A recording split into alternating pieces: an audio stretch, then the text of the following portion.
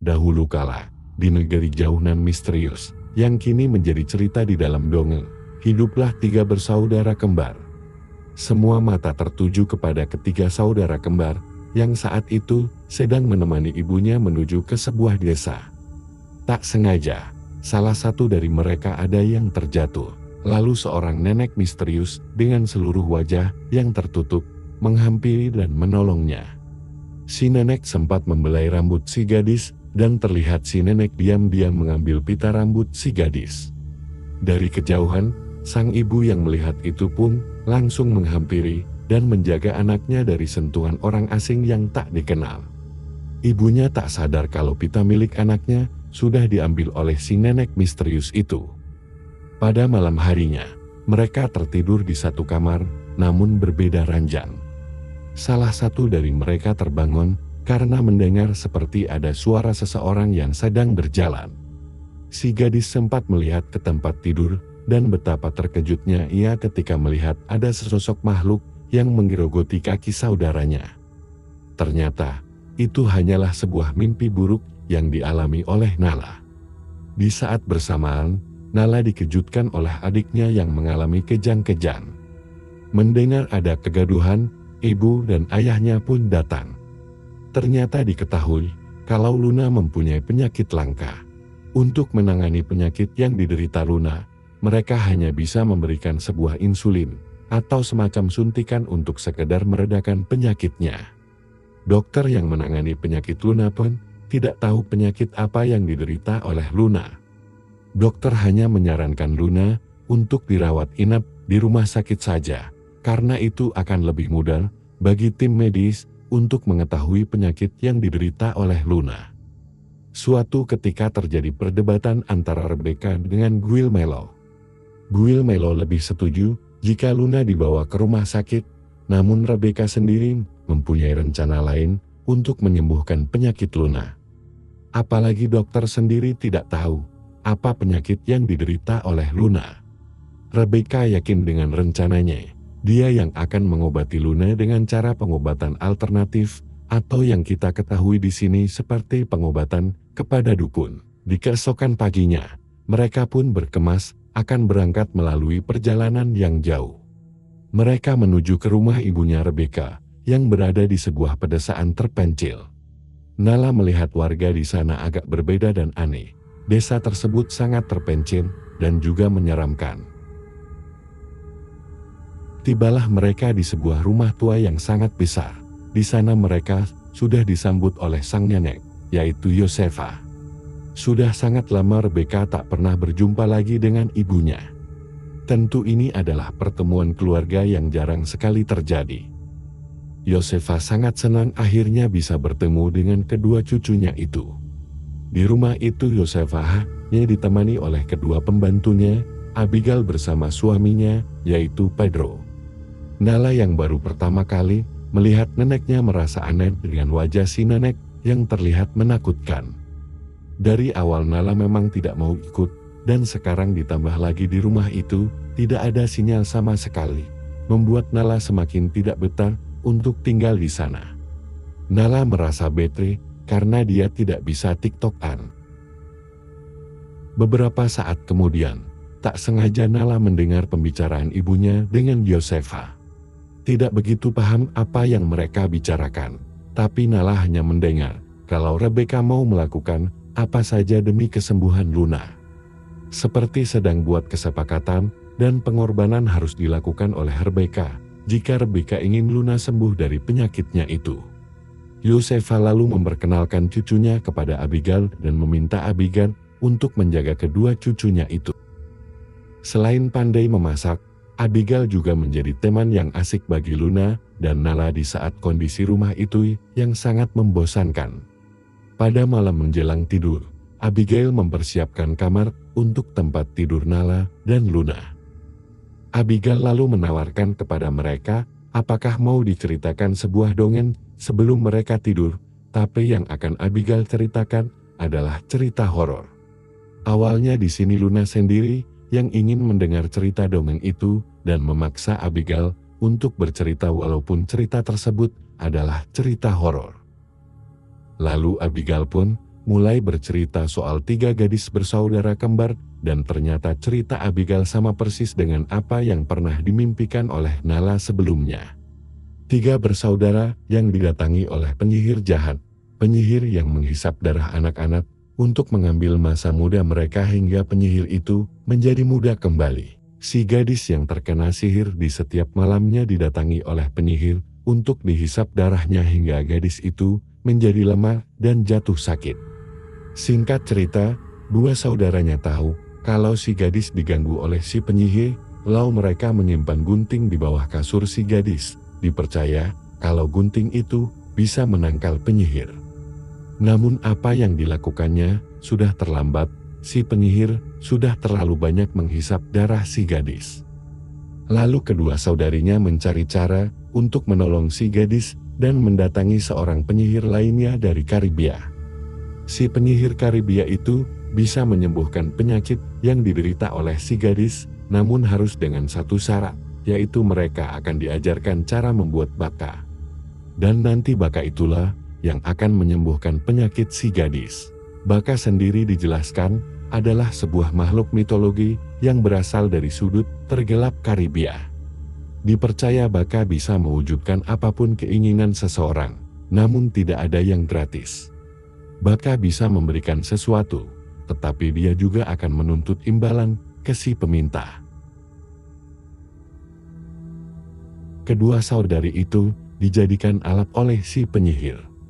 Selain 2 saudari meminta kesembuhan untuk si gadis, si penyihir juga menyuruh kedua saudari itu untuk meminta kekayaan kepada baka yang nantinya kekayaan tersebut diserahkan kepada si penyihir sebagai imbalan, karena telah membantu memberi jalan untuk mereka.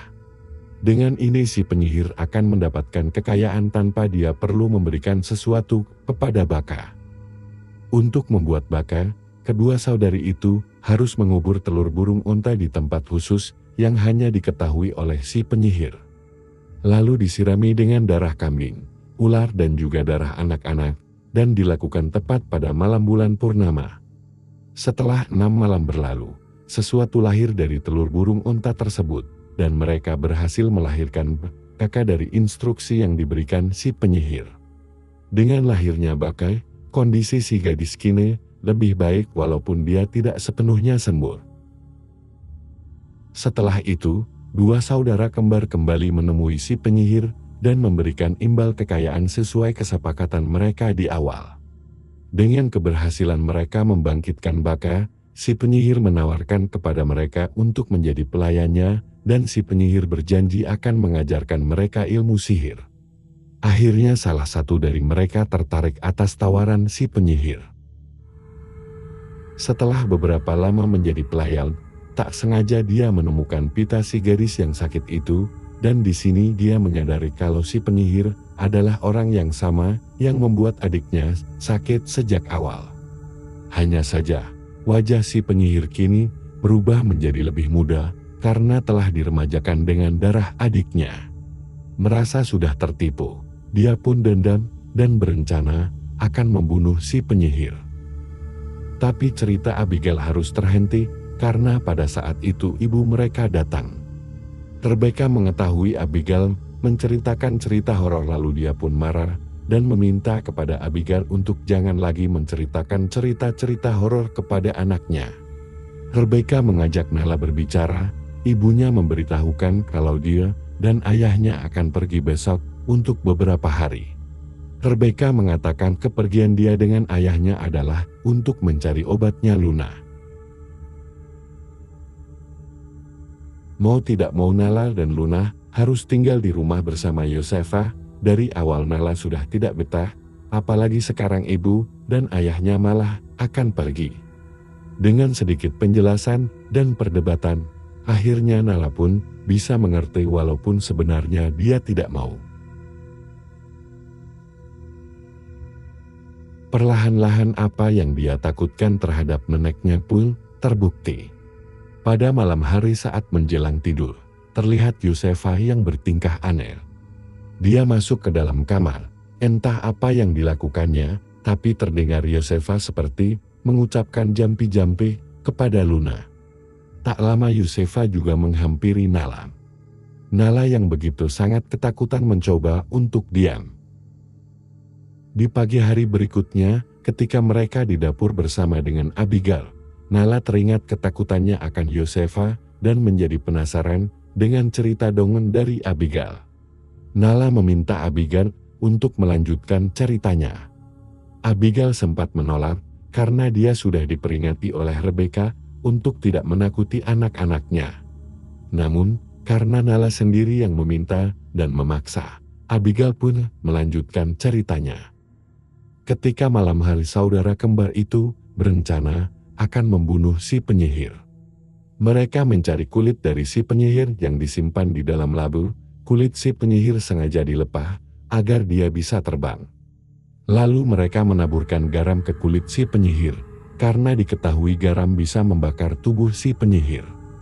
Pada setiap malamnya, si penyihir itu akan keluar untuk mencari darah anak-anak, dan tak lama kemudian penyihir itu kembali. Si penyihir memakai kembali kulit manusia yang dia simpan di dalam labu, sementara dua saudari itu masih mengintip dari celah lubang. Setelah kulit itu terpasang sempurna, tak lama kemudian si penyihir mulai merasakan gatal dan panas di dalam tubuhnya. Tubuh si penyihir terbakar dari luar dan dari dalam.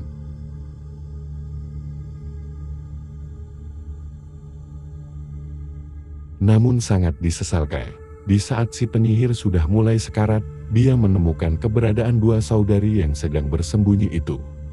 Si penyihir sempat mengucapkan kutukan di nafas terakhirnya kepada dua saudari itu. Dia bersumpah akan memangsa mereka, dan sumpah itu menjadi malapetaka bagi mereka. Masalah belum selesai, karena Baka yang kini sudah terlahir menuntut imbalan untuk apa yang pernah diminta oleh kedua saudari itu. Dan sebagai imbalannya Baka mengambil nyawa ibu mereka.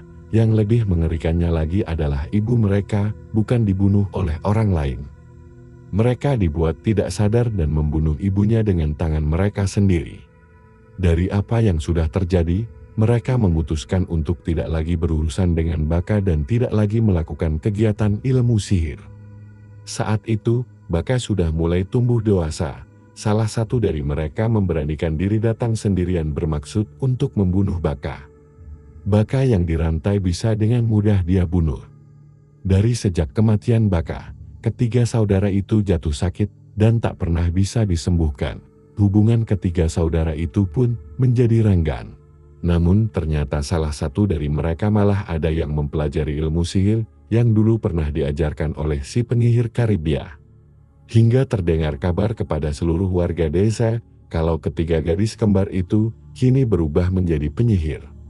Dua saudari yang tidak ikut-ikutan pun menjadi terbawa-bawa, lalu mereka bertiga melarikan diri. Dan semenjak saat itu, ketiga saudari kembar itu tak pernah ditemukan lagi keberadaannya. Di akhir cerita, Nala menanyakan kepada Abigail, apakah garam itu benar-benar nyata bisa membunuh si penyihir. Namun Abigail berkata ini hanya sebuah cerita dongeng belaka jauh dari kenyataan yang sebenarnya. Nala semakin tidak nyaman tinggal di rumah itu. Apalagi Yosefa semakin memperlihatkan perilaku anehnya.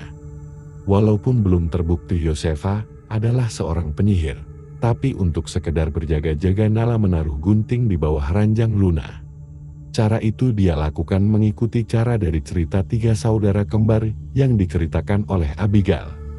Lagi-lagi Nala selalu dimimpikan melihat di kamar Yosefa banyak sesajen yang biasa dilakukan untuk upacara ritual.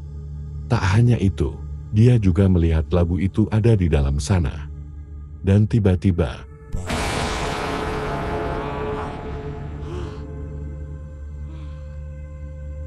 suatu ketika tak sengaja saat Nala akan pergi ke kamar, dia melihat handphonenya ada sinyal, tapi hanya sedikit. Nala pikir mungkin saja posisinya kurang pas. Nala memperhatikan di area sekitar rumah dan dia nekat naik ke lantai atas bermaksud hanya ingin mencari sinyal. Dia masuk ke salah satu kamar yang ada di sana, ternyata sama saja, di kamar itu pun dia tidak mendapatkan sinyal. Tapi di sana dia melihat ada foto Teresa, nenek buyut mereka. Lalu, dia juga menemukan ada sebuah album foto. Betapa terkejutnya dia, karena tiba-tiba Yosefa sudah ada di sana. Sang nenek pun marah, karena Nala sembarangan naik ke lantai atas tanpa seizin Yosefa. Nala dianggap adalah cucu pembangkang hingga membuat Yosefa memanggil Nala dengan sebutan lain, yaitu Mamita. Yosefa pun tak segan-segan merebut handphone Nala, lalu membantingnya. Tapi sebelum pergi, Nala sempat diam-diam mengambil album foto itu. Di album tersebut, ada Rebecca, Yosefa, dan Teresa. Nala menjelaskan kepada Luna, yang ada di foto itu adalah ibu, nenek, dan buyut mereka. Pada saat mereka sedang tertidur lelap, Luna terus saja merintih seperti sedang merasakan kesakitan hingga membuat Nala pun terbangun. Terlihat selimut itu bergerak seperti ada seseorang di sana. Nala memberanikan diri membuka selimutnya, tapi ternyata tidak ada apa-apa. Karena penasaran dan memastikan tidak ada apa-apa, dia pun lalu mencoba untuk melihat lebih dekat lagi. Dan tiba-tiba Yosefa muncul dengan mulut yang masih bersimbahan darah. Nala terhipnotis dan seketika dia langsung tertidur. Di pagi itu, Nala bangun lebih awal dan langsung melihat keadaan Luna. Dugaan Nala memang benar kalau neneknya adalah seorang penyihir. Terlihat kaki Luna yang terluka bekas gigitan Yosefa semalam. Dia langsung membangunkan Luna dan membawa Luna kabur dari sana. Luna yang melihat Nala panik malah membuat dia menjadi ketakutan. Mereka masuk ke dalam hutan. Di sana, Nala menemukan banyaknya tengkorak hewan dan sesajen yang biasa dilakukan upacara ritual. Sementara Luna kini mulai merasakan sakit dan mulai lemah. Dia terus merengek ingin kembali ke rumah Yosefa. Untung saja di sana, dia melihat ada sebuah rumah gubuk. Dia teringat kalau itu adalah gubuk rumahnya Abigail. Nala pun lalu segera menghampiri gubuk tersebut bermaksud ingin meminta pertolongan Abigail. Namun ternyata sama saja, di dalam rumah itu, Nala juga menemukan adanya sesajen sama seperti yang ada di kamarnya Yosefa. Malah justru di salah satu kamar, dia melihat Abigail sedang bermesraan dengan Pedro. Namun sangat mengerikan. Kemesraan mereka dilumuri oleh darah mereka sendiri. Nala pun kembali kepada Luna, namun kini penyakit Luna malah kambuh. Tapi tak lama keberadaan mereka malah ditemukan oleh Yosefa, dan mereka pun yang akhirnya kembali ke rumah Yosefa. Luna masih bisa terselamatkan dengan menyuntikkan insulinnya. Yosefa semakin marah kepada Nala karena hampir saja membunuh Luna.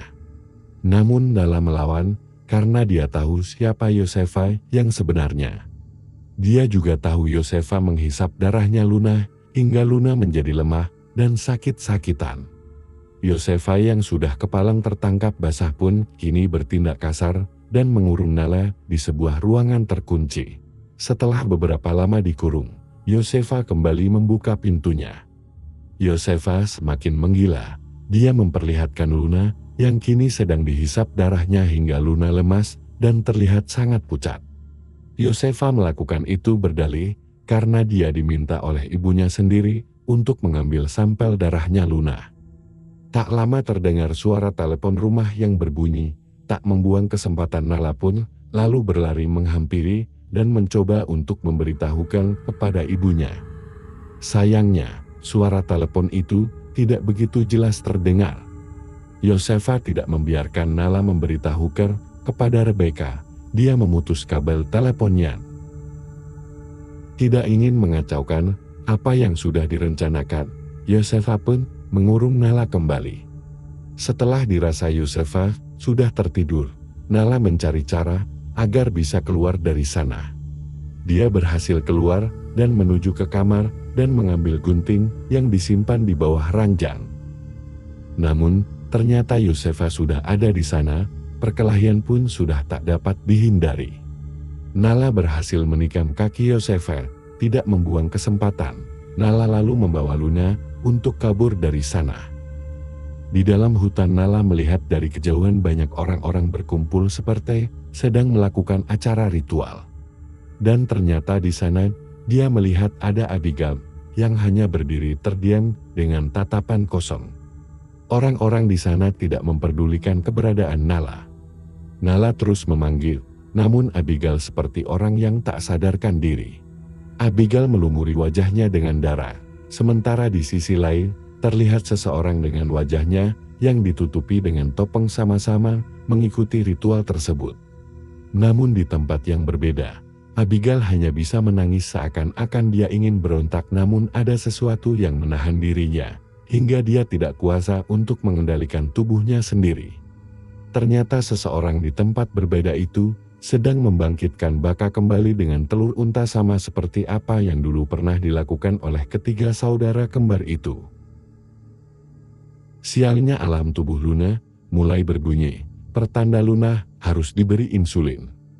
Namun sayangnya, insulin yang Nala bawa malah rusak dan tidak bisa digunakan. Nala menjadi panik, takut Tuna tidak akan selamat. Telur unta akhirnya menetas, dia berhasil melahirkan Baka, dan ternyata tak diduga ritual itu dilakukan oleh Rebecca sendiri. Ternyata kepergian Rebecca dengan Guillermo adalah untuk membangkitkan Baka. Aloina yang tidak berdaya tiba-tiba saja langsung tersadar dan dia merasa tubuhnya sehat. Luna sendiri merasa aneh dengan dirinya, dia hanya merasa seperti orang yang baru terbangun dari tidur. Melihat Luna yang kembali sehat, Nala pun merasa sangat senang. Memang benar cerita dari Abigail soal Baka yang bisa mengabulkan permintaan seseorang. Namun belum tahu siapa nyawa yang akan diambil oleh Baka nantinya. Mereka sangat kelelahan setelah berjalan cukup jauh, dan untung saja saat mereka terkulai lemah tak berdaya, mereka ditemukan oleh Rebecca dan Guillermo. Nala tersadar kembali dan disambut oleh Josefa. Tak ingin rahasianya terbongkar, Josefa menaburkan serbuk ke matanya. Nala tak bisa menggerakkan tubuhnya, bahkan untuk berbicara saja dia tidak mampu. Tak lama Rebecca bersama Guillermo datang. Di hari itu juga, mereka berencana akan langsung kembali pulang ke kota. Josefa membuat cerita palsu untuk menghasut Rebecca dan menuduh Nala yang telah nekat membahayakan keadaan Luna. Dia juga menuduh wajahnya yang sekarang diperbang karena diserang oleh Nala. Rebecca yang percaya begitu saja malah menjadi marah kepada Nala. Namun Josefa adalah ular, seakan-akan dia menjadi penengah dan mencoba menenangkan Rebecca untuk jangan memarahi Nala karena dia masih anak kecil. Rebecca sangat berterima kasih atas kebaikannya menjaga Luna dan kini Luna pun bisa sembuh seperti biasanya. Rebecca kembali turun untuk berkemas dan menemui Luna, betapa terkejutnya dia melihat ada bekas gigitan di kakinya Luna. Seketika itu juga dia langsung curiga kepada Josefa. Dia kembali untuk menemuinya, sementara Josefa kini sedang menikmati darahnya Luna. Di lain sisi, Nala akhirnya bisa terbangun. Rebecca tahu apa yang dilakukan oleh Josefa. Dan benar saja, Josefa menghantamnya hingga Rebecca pun jatuh pingsan. Dengan darah Luna yang sudah Josefa minum, perlahan kulit Josefa kembali muda. Di dalam kamar, Nala menemukan foto Teresa, Rebecca dan Josefa. Di saat bersamaan, dia juga teringat cerita dari Abigail. Tujuan penyihir minum darah anak-anak adalah untuk membuat dirinya kembali muda. Dan akhirnya Nala sadar kalau ketiga saudari kembar yang diceritakan Abigail itu adalah Rebecca, Josefa dan Teresa sendiri. Teresa tewas terlebih dahulu karena dia mengalami tua sejak dini. Sementara dari ketiga saudari kembar itu yang masih melakukan sihir adalah Josefa sendiri. Josefa tidak ingin menjadi tua, dia melakukan sihir dengan cara menghisap darah dari anak-anak, yaitu Luna. Terlihat kini Josefa yang kembali muda dan wajahnya sama seperti Rebecca. Terdengar kunci kamar yang terbuka, Nala pun langsung pergi menuju ke mobil. Dan di sana dia dipanggil oleh Rebecca. Nala belum tersadar kalau yang ada di hadapannya adalah Josefa. Dia masih mengira itu adalah Rebecca, ibunya. Dia lupa kalau Rebecca Yosefa dan Teresa adalah 3 saudari kembar. Yosefa pandai dalam berbicara hingga dia bisa meyakinkan dan menghasut Nala. Hasutan Yosefa berhasil membuat Nala menjadi dendam dan seakan-akan ibunya membolehkan Nala untuk membalaskan dendam atas perlakuan Yosefa selama ini. Nala kembali masuk ke kamar Yosefa sembari membawa sebuah gunting. Dengan wajah Rebeka yang dibaluti perban dan memakai kacamata seperti yang dipakai Yosefa sebelumnya. Nala mengira itu benar-benar Yosefa yang sedang tertidur pulas. Tak membuang kesempatan, akhirnya dia pun menikam Rebeka ibunya sendiri yang dia kira adalah Yosefa. Baka yang berada di dalam box yang mereka bawa dan diikat di atas mobil pun bergetar. Ketika Rebeka sudah tewas, Baka sudah mendapatkan imbalannya dari kesembuhan Luna. Sesampainya mereka di rumah, dokter yang memeriksa keadaan Luna merasa terkejut karena Luna benar-benar sudah sembuh total. Dan di malam harinya, Nala terbangun karena mendengar ada suara gaduh dari salah satu ruangan. Dia mendengar kalau suara itu dari dalam box, dan saat dia membuka isi dalam box tersebut, ternyata itu adalah bayi Baka. Lalu di dalam wadah lainnya, terlihat ada kulit manusia. Perasaan Nala mulai tak karuan, dan tiba-tiba makhluk itu datang di hadapan Nala. Dia mendekati Nala, membelai dan memeluknya, lalu makhluk itu memanggil Nala dengan sebutan Mamita. Akhirnya Nala baru tersadar kalau dia adalah Yosefa.